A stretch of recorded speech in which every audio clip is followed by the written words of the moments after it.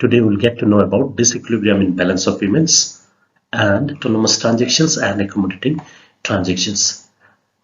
Balance of payments के disequilibrium के बारे में जानेंगे और उसे जानने के लिए हमें पहले ऑटोनोमस ट्रांजैक्शंस और एकमोडेटिंग ट्रांजैक्शंस के कंसेप्ट्स के बारे में भी मालूम होना जरूरी है.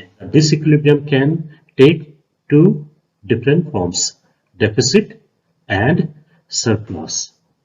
But here we have to see the system or format in which the balance of payments account is presented. If the official foreign exchange reserve maintained by the central bank of the country is shown as the part of the capital account, then we have to talk about autonomous transactions and also accommodating transactions. As far as this part is concerned, whether official foreign exchange reserve is shown as the part of the capital account or outside it, I already talked about this in my last presentation. The link given in the description box. So you can watch that video and also video before that so that you have better understanding of what I am saying here.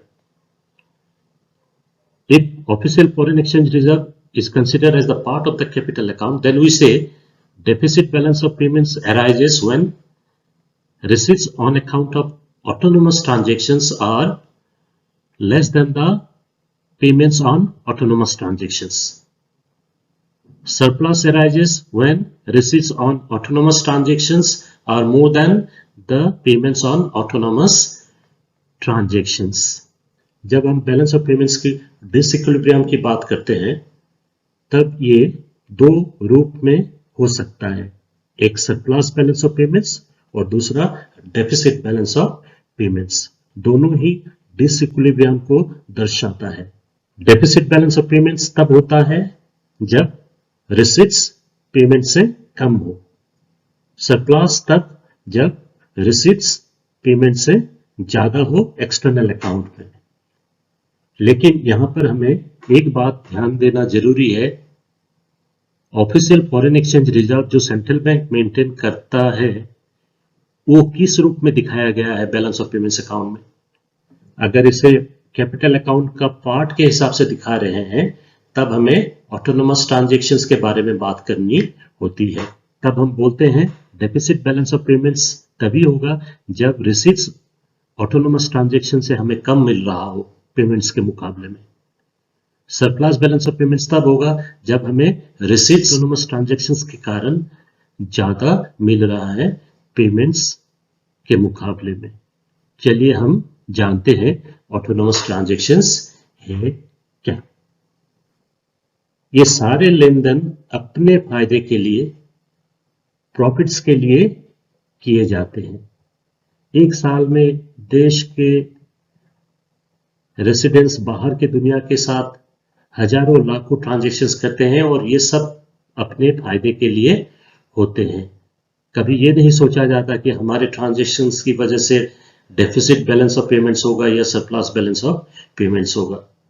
जो भी current account transaction से goods, services, unilateral transverse या capital account transaction से loans लिए जाते हैं, दिए जाते हैं, इन्वेस्टमेंट्स अंदर आता है, बाहर जाता है, ये सारे अपने पर्सनल लाभ को ध्यान में रखकर किया जाता है.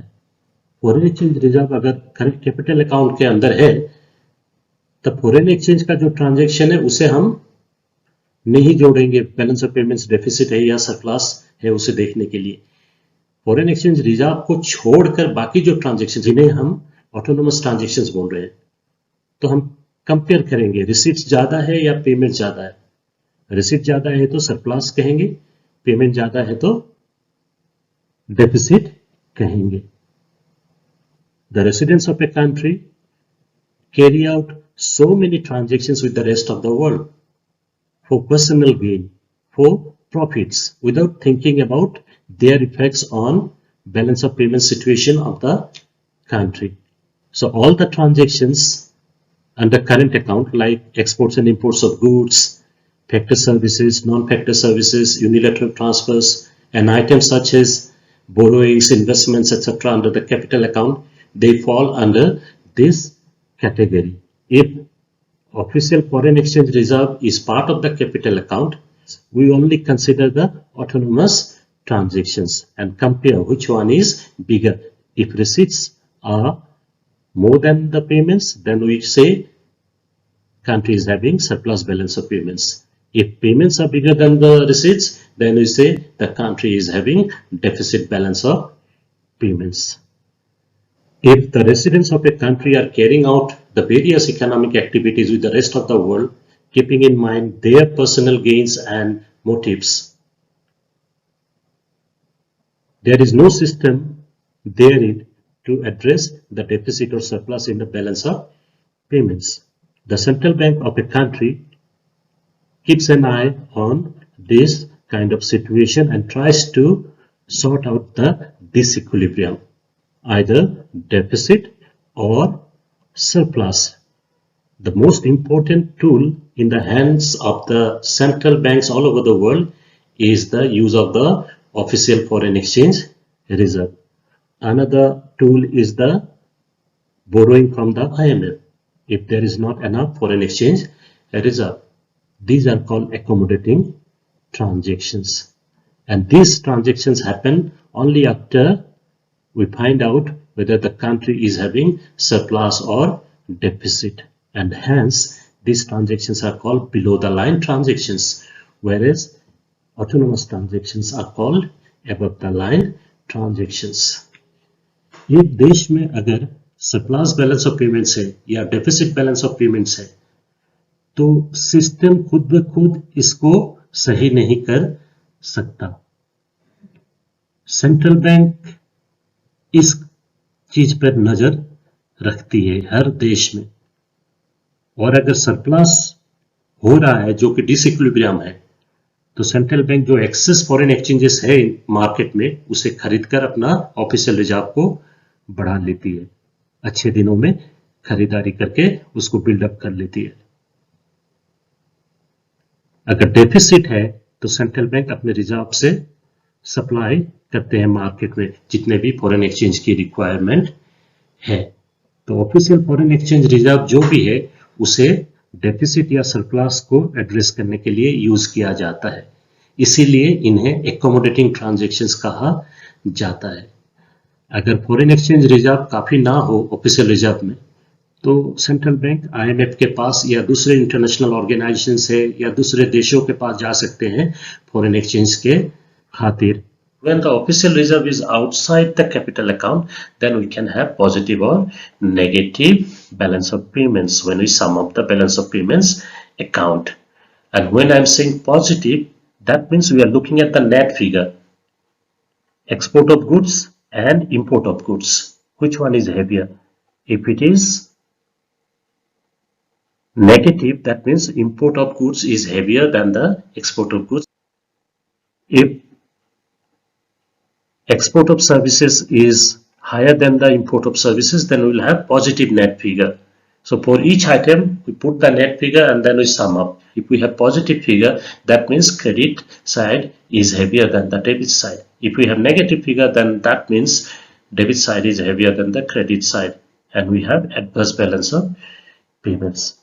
And if we have deficit or adverse balance of payments, the shortage of foreign exchanges will be supplied by the central bank from the official foreign exchange reserve.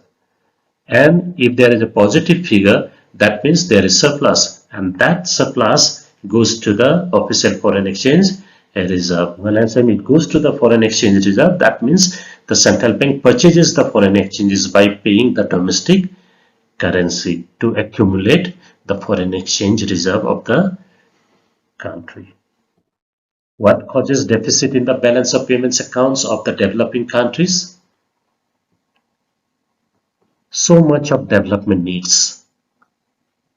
As a result, they are bound to imports, particularly capital goods, technologies, etc. And they are very expensive. People also demand imported goods when they see that imported goods are of better quality, and also if they are competitive in prices, people would like to buy the foreign goods. Developing countries experience inflation continuous inflation, and that makes imported goods more attractive because the prices of the domestic goods are rising. Foreign goods prices remain the same.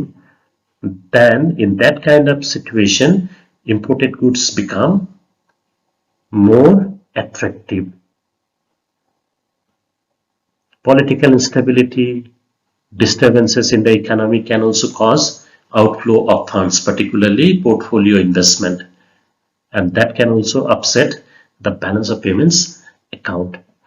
अगर हम balance of payments की deficit के बारे में सोचते हैं तो developing countries जो है उनकी तरक्की के लिए, उनके आर्थिक प्रगति के लिए काफी सारे इन्वेस्टमेंट गुड्स, कैपिटल गुड्स की जरूरत होती है जो कि डोमेस्टिक इकोनॉमी में अवेलेबल नहीं होती है, तो उन्हें इंपोर्ट्स करना पड़ता है, टेक्नोलॉजी वगैरह बाहर से लाना पड़ता है और ये सारे काफी एक्सपेंसिव होते हैं।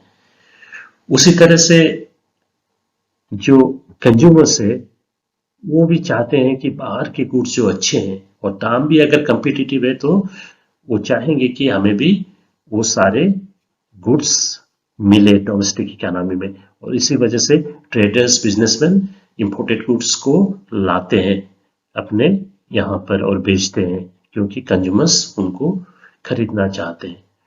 और कंज्यूमर्स के लिए इंपोर्टेड गुड्स ज्यादा अट्रैक्टिव हो जाता है अगर फॉरेन गुड्स के प्राइसेस में बढ़ोतरी ना हो और डोमेस्टिक इकोनॉमी में इन्फ्लेशन हो रहा कंटिन्यूअस, तो हमारे जो देश के गुड्स और सर्विसेज है उनके दाम तो बढ़े हैं लेकिन फॉरेन गुड्स के दाम एक ही हैं, तो कंज्यूमर से वो कंपेयर करेंगे, देखेंगे कि अब फॉरेन गुड्स खरीदना अच्छा रहेगा क्योंकि यहाँ पे काफी दाम बढ़ चुका है, तो हम प्रेफर करेंगे बाहर की गुड्स खरीदने के लिए। तो फिर इंपोर्ट्स बढ़ेगा उस हालत में क्योंकि बिजनेसमैन प्रॉफिट के लिए इंपोर्ट करेंगे, बाहर से सामान लेके आएंगे बेचने के लिए क्योंकि कंज्यूमर्स उन्हें मांग रहे हैं। अगर देश के अंदर पॉलिटिकल इंस्टेबिलिटी है और डिस्टर्बेंसेस वगैरह है तो भी बैलेंस ऑफ पेमेंट्स में डिफिसिट आ सकता है, पर्टिकुलरली जो पोर्टफोलियो इन्वेस्टमेंट है। इंस्टेबिलिटी जब होता है, जब डिस्टर्बेंसेस होता है तो वो अपना शेयर, अपना डिवेंचर्स, बॉन्ड्स वगैरह बेचकर वो भाग लेते हैं। हम बोलते हैं they are good weather friends. जो पोर्टफोलियो इन्वेस्टर्स है, फॉरेन इंस्टीट्यूशनल इन्वेस्टर्स है, they are good weather friends. जब इकोनॉमी अच्छी कर रही है, सब कुछ अच्छा है, तो वो इन्वेस्ट करेंगे, फॉरेन एक्सचेंजेस लेके आएंगे। लेकिन जैसे ही कुछ प्रॉब्लम दिखाई देती है तो पहले भागने वाले जो इन्वेस्टर्स है वो फॉरेन इंस्टीट्यूशनल इन्वेस्टर्स हैं। और हम ईस्ट एशियन फाइनेंशियल क्राइसिस के वक्त देख चुके हैं और दुनिया के दूसरे जगह में भी हम देख चुके हैं कि फॉरेन इंस्टीट्यूशनल इन्वेस्टर्स जब भी पॉलिटिकल इंस्टेबिलिटी या प्रॉब्लम होता है तो वो सबसे पहले अपना इन्वेस्टमेंट को निकाल कर चले जाते हैं। What is the way out? The long-term solution comes from the promotion of exports, discouragement of imports, but discouraging imports is not that easy. So better option is to produce the imported goods in the domestic economy. Otherwise, in a democratic country, in a capitalist country, consumers with the freedom of choice would demand the imported goods when they see better gain from the purchase of the imported goods. Long term solution जो इस problem का है, deficit का, वो है कि exports बढ़ाया जाए। लेकिन इसीलिए मैं बोल रहा हूँ कि लॉन्ग टर्म, क्योंकि एक्सपोर्ट्स बढ़ाने का मतलब है primary sector, secondary sector, tertiary sector का इंप्रूवमेंट होना जरूरी है और ये 1-2 साल 5 साल में नहीं हो सकता, 10-15-20 साल लग जाएंगे। तो इंपोर्ट्स को डिस्करेज कीजिए ताकि हमें फॉरेन पेमेंट्स कम करना पड़े। लेकिन डेमोक्रेटिक कंट्री में, कैपिटलिस्ट कंट्री में जहां चॉइस है कंज्यूमर्स के पास और वो कहेंगे मेरी कमाई है, मैं पैसा देना चाहता हूं, आप क्यों रोक रहे हो मुझे, बिजनेसमैन लेके आएंगे बाहर वाले गुड्स, तो डिस्करेज करना काफी मुश्किल हो जाता है। तो अच्छा होगा अगर हम सब्स्टिट्यूट कर पाए, अगर डोमेस्टिक प्रोडक्शन हो सके, अगर डोमेस्टिक इंडस्ट्रीज प्रोड्यूस कर सके तो अच्छा है, नहीं तो हम उन्हें इन्वाइट करें फॉरेन डायरेक्ट इन्वेस्टमेंट के थ्रू कि हमारे यहाँ पर आइए, यूनिट बिठाइए, प्रोडक्शन कीजिए, कम से कम हमारी फॉरेन एक्सचेंज की तो बचत होगी क्योंकि वो फॉरेन गुड्स जो हम बाहर से ला रहे थे अभी इंडियन इकोनॉमी में प्रोडक्शन हो रही है और इस वजह से एम्प्लॉयमेंट, इनकम भी बढ़ेगा, टैक्स भी मिलेगा सरकार को और फॉरेन एक्सचेंज की बचत भी होगी। उम्मीद है मैं आपको कुछ हद तक मदद कर पाया बैलेंस ऑफ पेमेंट्स के डिसइक्विलिब्रियम के बारे में। अगर आप खुश हैं तो जाने से पहले प्लीज चैनल को सब्सक्राइब करते हुए जाइए। Thank you so much.